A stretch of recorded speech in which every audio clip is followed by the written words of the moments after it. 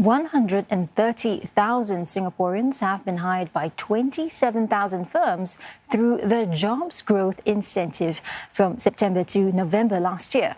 The wage subsidy scheme supports the hiring of local workers during the pandemic.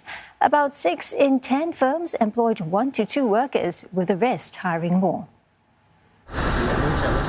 When 51-year-old Sia Hock Tee lost his job as a tanker driver last September, he thought he'd only be able to find similar roles. But local firm Pacific Logistics Group decided to hire him and tap on his past experience in supply chain operations. Mr. Sia is now training under a professional conversion program to become a supply chain compliance executive. Sharing about the latest job situation report at a company visit there, Manpower Minister Josephine Teo says that 6 in 10 of the Jobs Growth Incentive or JGI-supported hires were previously employed in a different sector. She adds that the ministry is encouraged by how employers are embracing hiring and training those who don't check all the boxes. When you see pockets of tightness in the labour market, it does make sense to look beyond the usual candidates and to also consider candidates that we may sometimes overlook and consider the value of providing them with training instead, in order that you can meet these vacancies, which will be necessary in order for you to have business growth. JGI-eligible employers also hired from a wide pool of job seekers. About half of the 130,000 new hires were not employed at the point of hire, while over 25% of them had been out of work for over 6 months.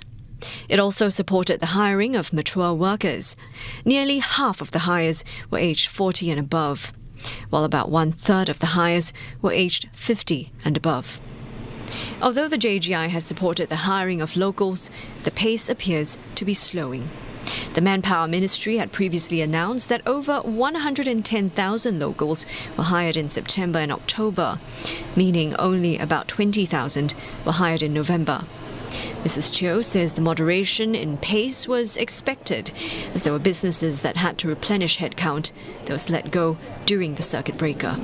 In terms of the earlier periods of the scheme's implementation, most likely the skills requirements of the jobs where the employers were looking to hire for were not as stringent. And also, because at that point in time, from the job seeker standpoint, there would be a larger pool to draw on, and probably in terms of their readiness to get back into the workforce, likely to be a bit higher.